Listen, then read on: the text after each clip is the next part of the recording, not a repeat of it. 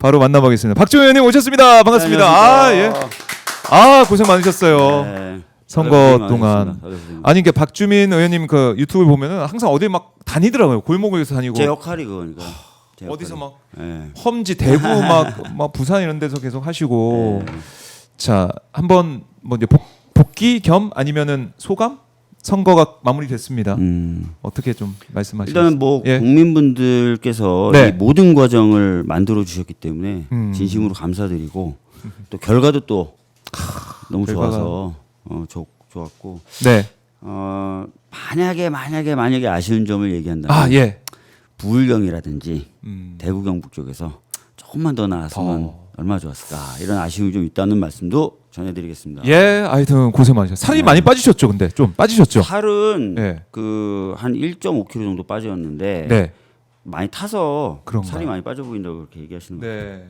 턱선이 살아났어. 턱선이 더 이렇게. 제가 원래 체중이 많이 나간 스타일이 아니어서 그러니까요. 빠져도 뭐 많이 빠지진 않는데 네. 한 1.5kg면 꽤 많이 빠진 편이죠. 제 그렇죠, 체중이. 그렇죠. 그래요. 그동안 열심히 전국을 누비셨고 전국을 누비면서 참 체감하신. 그러니까 3년 전에도 대선 때 도셨잖아요. 네. 뭐 총선 때도 도셨고 이번 대선 때 도시면서 다른 점이 좀 있습니까? 어떻습니까? 그러니까 3년 사이에 네. 국민분들이 많이 살기가 어려워지셨구나. 굉장히 힘들어하시는구나라는 걸 느꼈어요. 제가 골목골목 다니면서 네. 특히 시장이라든지 자영업 하시는 분들 많이 만나뵀는데 어느 곳 하나 네. 살기 괜찮다라고 얘기하시는 분이 없었습니다. 심지어 뭐 서초, 강남 이런 데 자영업자분들조차도 네. 힘들다 이렇게 얘기를 하셨고 특히 이제 많은 시장 상인분들이 정확하게 알고 계세요. 윤석열 정부 들어와서 어려워졌고 특히 작년 12월 3일 이후에 더 어려워졌다. 그래요. 그래서 제가 이런 느낌이 들더라고요. 큰 흐름은 잡혀 있구나. 이번 선거의 큰 흐름은 아무리 뭐 자잘한 논란이 있고 논쟁이 있다 하더라도 네. 이 서민들이 살기 어려워하시는 거 그리고 그 이유가 윤석열 정부 특히 내란 때문이라는 걸 명확히 알고 계시기 때문에 큰 흐름은 잡혀 있는 선거다 이런 느낌을 받았죠. 그렇네요. 그러니까 민생이 너무 어렵기 때문에 네. 여기에 대한 뭐 희망을 누가 줄 거냐 네. 이런 판단 그런 거였고 예. 대구나 경북 쪽 다니면서도 많은 분들 얘기 나눠봤는데 네. 그분들 같은 경우에 나는 2번이 좋아 이런 분 못 만났어요. 난 2번이 좋아서 2번 찍어 네. 이런 얘기를 하시는 걸 못 들었고 그래요. 뭐 말씀을 하시는 분들은 대부분 그냥 민주당이 의회 의석도 많은데 대통령까지 배출하면 무소불위 되는 거 아니야라든지 등등등의 안티테즈였지. 네. 난 2번이 좋아. 2번이 잘했어. 계속 얘네들이 해야 돼. 대놓고 이렇게 얘기하는 분들은 거의 없었어요. 예. 4번 얘기도 나왔습니다. 4번 얘기하시는 젊은 분들도 계셨죠. 이준석 얘기하는 네. 사람도 있었다. 이준석 얘기하는 분들 많아요. 특히 그런 분들 호텔 경제학에 대해서 물어보고. 아니 그러니까 저희가 그때 영상으로 봤는데 네. 어느 대학 나냐고 물어보기도. 네. 뭐 그랬다면서요. 그런 젊은 분들이 청년, 좀 예. 있었고 의외로 이번에 보니까 이제 어떤 언론 보니까 서울대 같은 경우도 네. 당신은 어느 후보를 지지했습니까? 끝나고 나서 물어봤을 때 1등이 이준석이 나오더라고요. 네. 그 부분들. 그러니까 민주당에서도 복귀를 하면서 네. 왜 그런 젊은 층들이 이준석 후보에게 표를 줬을까? 8.84%죠? 네. 이번 투표율이 왜 그렇게 8.84%고. 나왔을까? 그러니까 뭐 구조적인 원인을 따지자면 예. 우리 대통령님도 국민께 드리는 말씀을 통해서 말씀하셨고 사실 그게 3년 전에도 여전히 말씀하셨던 건데 네. 젊은 층들에게 돌아가는 좋은 기회가 많이 줄어들었어요. 그러다 보니까 각박해지고 불안하고 네. 경쟁을 하다 보니 다른 친구들이 친구가 아니라 적이 되고 이런 상황이잖아요. 그래서 네. 그런 상황에서 뭔가 본인의 어떤 성공이라든지 생존을 위해서는 뭐 누가 좀 없어지거나 네. 줄어들거나 약해지거나 하는 것도 자꾸 꿈꾸게 되고 그런 것들이 이제 혐오라든지 이런 것들을 작용했던 것 같은데 그래서 구조적으로 좀 더 좋은 기회가 젊은이들에게 많이 갈 수 있도록 만들어야 된다. 요게 하나 있고요. 네. 당 차원에서도 구조적인 거 빼고 또 노력해야 될 게 젊은 분들이 이제 진짜 그렇게 느끼는지 아닌지 저도 뭐 속마음까지는 모르겠는데 좀 젊은이들과의 대화 들으려고 잘 안 했던 것 같아요. 민주당은 네. 상대적으로 덜 들으려고 했던 거 아니냐 젊은이들에 대해서.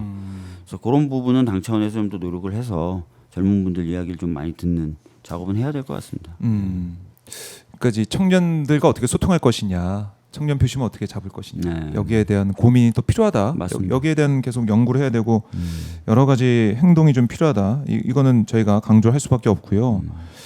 유세 기간 동안 누가 잠 좀 재워라 이 얘기가 제일 많이 나왔다 그래요. 박주민. 잠 안 자고 네. 유세를 며칠간 계속 반복하고 있었어요. 왜냐하면은 그 이번 선거의 기조가 네. 골목골목 누비라 평상시 만나지 맞아요. 못했던 사람을 만나라 이거잖아요.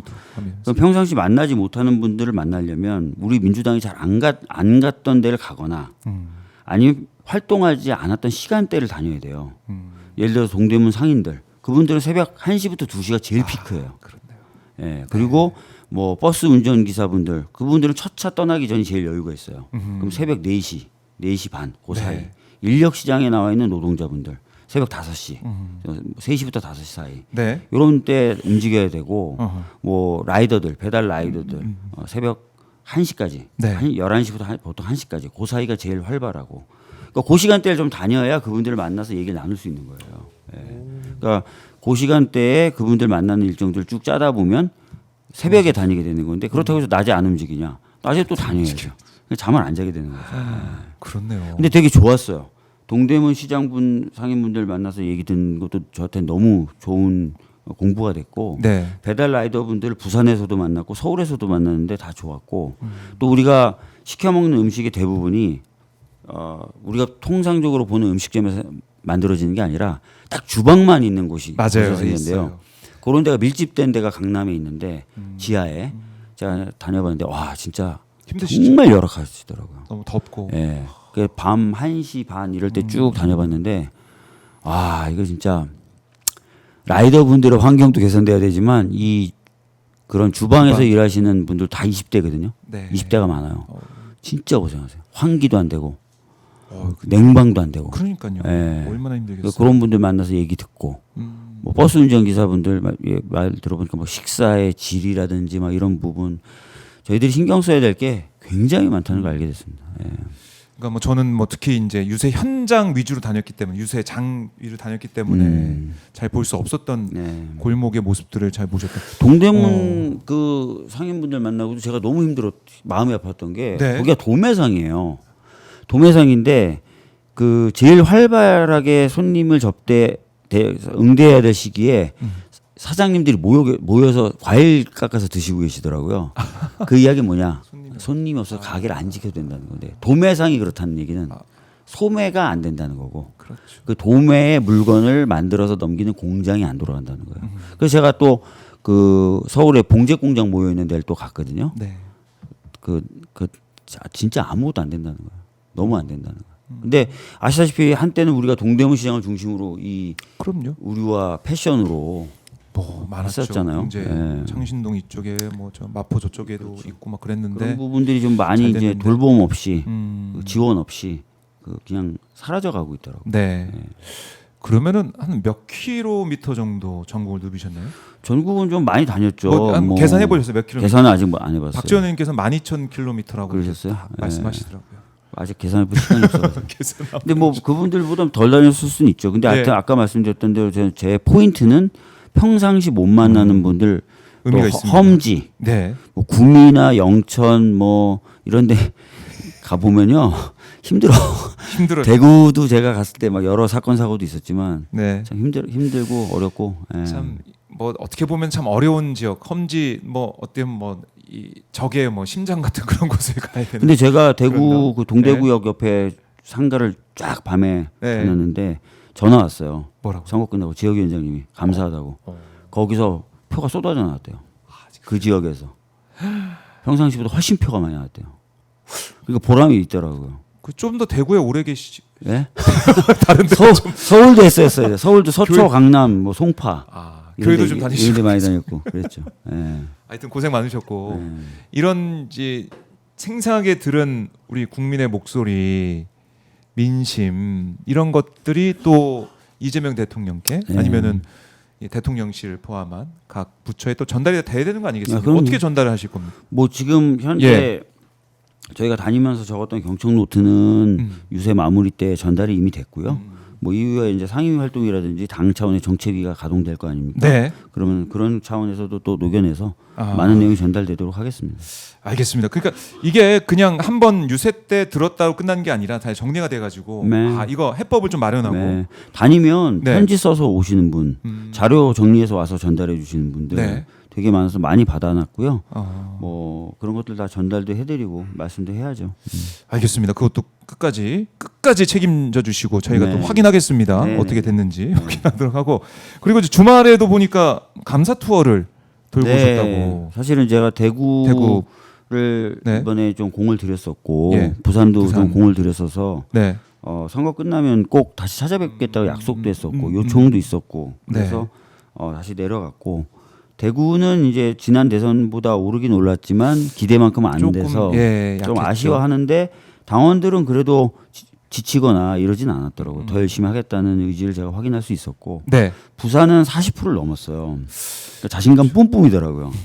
그래서 희망이 보이는 거죠. 다음 지방선거 때 확실하게 뭐 좀 네. 해보여야 되겠다 이런 의지가 있었고 근데 공이 다 어떻게 보면 우리 당의 전략 지역이다 보니까 요청하는 사항들이 있던데 뭐 전에부터 저희가 말은 했지만 진행되지 않았던 지구당 그다음에 좀 경쟁력 있고 좋은 사람을 공천해달라. 이거는 뭐 지금 있는 네. 인재들 키워도 되고 아. 뭐 전략적으로 배치해도 되고 예. 그다음에 그 과정 사이에 시간이 좀 있으니까 중앙당 차원에서의 직접적인 관심과 지원 이런 것들 요구하시더라고요. 예. 그래요. 하필이면 지금 박주민 의원 사인 안 예전에 제가 사인했던 저를 또 갖고 오. 오셔서 또 사인을 해달라고 하시는 거예요. 또 만나는 또 우리 시민분도 네, 계시고 예. 그리고 이 광안리에서 어제 저녁에 했던 버스킹 네. 뭐 김용민 의원과 함께 가서 버스킹하는 모습도 화제던데 요즘에 김상우 의원과 함께 많이 다니신 것 같아요. 브로맨스. 많이 제가 다니기도 다니고요. 또 예. 방송에서는 부를 때 꼭 둘을 같이 부르더라고요. 아. 예. 저희도 두 분 함께 모시면 좋을 것 같은데 네. 뭐 시간 맞춰서 한번 시간 맞추면 네. 되는 거죠, 뭐. 예. 한번 두 분이 같이 또 어제 분위기는 어땠습니까? 어제 모습이죠, 광안리? 어제 모습인데요. 예? 지금 저희를 비추고 있는데 네. 이 주변을 보시면 굉장히 많이 오셨어요. 굉장히 많이 오셔가지고 둘러싸고 계시군요. 저는 한 200분쯤 온 거 같다라고 했더니 저희 보좌진들이 훨씬 더 많이 왔다. 뒤쪽에 지금 안 보이는데 서 계신 분들 포함해서 또 저희 뒤에도 서 계시거든요. 네. 조금 지나면 저 뒤도 다 맞거든요. 아. 그래서 굉장히 많이 오셨고 예. 그 여러 가지 어떤 대화를 나누면서 음. 즐거운 시간 보냈습니다. 네. 또 마이콜로 변신을 또 하시고 여기서 저걸 또 약속을 해가지고 이기면 마이콜 노래 부른다. 네. 남현송 부른다 이거 네. 이거 이것도 얼마나 또 즐거우십니까 우리 그러니까 시민분들께서. 부산 분들은 네. 그러니까 강서구가 부산 강서 같은 경우는 앞섰거든요. 근데 다른 구 같은 경우 앞서지 못했지만 그래도 40%를 넘게 찍으면서 앞으로는 민주당을 지지한다라든지 우리는 민주당 사람이다라는 걸 자신 있게 얘기할 수 있겠다. 예. 이런 분위기여서 거의 축제 분위기 속에서 축제 분위기가 그러네. 예. 축제 현장. 감사 인사를 드렸습니다. 예, 예. 노래도 하시고 약속을 지키셨고 네. 파마를 일부러 마이콜 때문에 일부러 하신 거예요? 아니면 그건 아니고요. 파마한 다음에 마이콜이 되신 거예요? 자, 어떻게 된 거냐면 예. 그 뒷머리를 앞으로 옮겨 심었잖아요, 제가. 그러니까 그러셨어요? 얘네들이 저 몰랐어. 앞머리로서의 정체성을 획득해야 되는데 여전히 뒷머리로서의 정체성을 갖고 있어서 이상한 거예요, 약간. 그래서 파마를 했어요. 아 예. 파마를 하고 그 왁스를 바르라고 조언을 주시길래 왁스를 바른 상태에서 예. 영등포 지하상가를 방문하는 타이밍이었는데 그날 비가 왔어요. 그러니까 비를 맞은 거예요. 비를 맞아서. 왁스를 발랐는데 비를 맞았고 이 머리들은 각각의 자기의 정체성을 주장하고 이런 대혼란의 상태에서 안경점을 지하상가에 있는 안경점을 방문했는데 갔는데. 저 안경 써보라고 보좌진이 건네준 거예요. 그래서 저는 영문도 모르고 썼는데 갑자기 마이콜이라는 별명이 생겨버린 거예요. 네. HK님이 어제 저기 있었어요라고 또 뭐 네. 인증하시는 분도 어제 계시고 오신 분들이 많으니까요. 아 그렇군요. 네. 그래서 마이콜도 마이콜이지만은 옆에 또치다 뭐 이런 얘기도 하더라고요. 상욱이 별명이 또치다. 또치고 예. 용민이를 도우너로 부르기도 하고요. 예. 근데 뭐 재밌게 부르시더라고요. 또치까지. 아 괜찮네요. 이게 나중에 전국 유세로 전국 이제 콘서트처럼 해가지고 아예 딱 차려 입고 마이콜, 또치 도넛. 그건 모르겠는데 네. 어제 대구 갔더니 대구 분들이 제가 인사만 쭉 다니고 갔더니 그렇게 예. 하지 말고 부산에서 하는 컨셉대로 좀 해달라는 요청이 있었어요.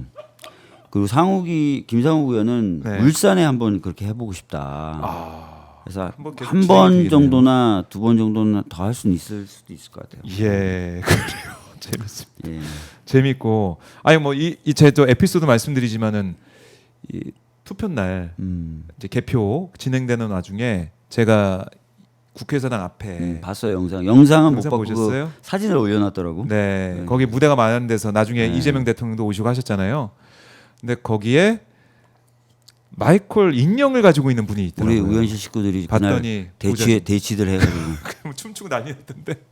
그때 의원님께서는 다른 방송 개표 방송 때문에 네. 가셨는데 의원은 밤에 새벽까지 방송 뛰라고 방송 뛰고 보내놓고 하고. 자기네들끼리 술 먹고 축제회장. 근데 또 의원님이 없으니까 아쉬워가지고 마이콜 인형을 가지고 와가지고 네. 같이 등에 짊어지고 해가지고 제가 이거 뭡니까 했더니 알고 보니까 박주민 의원실 사람들 네. 놀랐습니다. 박주민 의원님에 대한 사랑. 아 박주민 의원실 참 대단하다. 박수 제가 한번 보여드리고 네. 멋졌습니다. 깜짝 놀랐던 취재하다가 마이콜 인형을 만나게 될지 몰랐습니다. 네 그런 일이 있었고.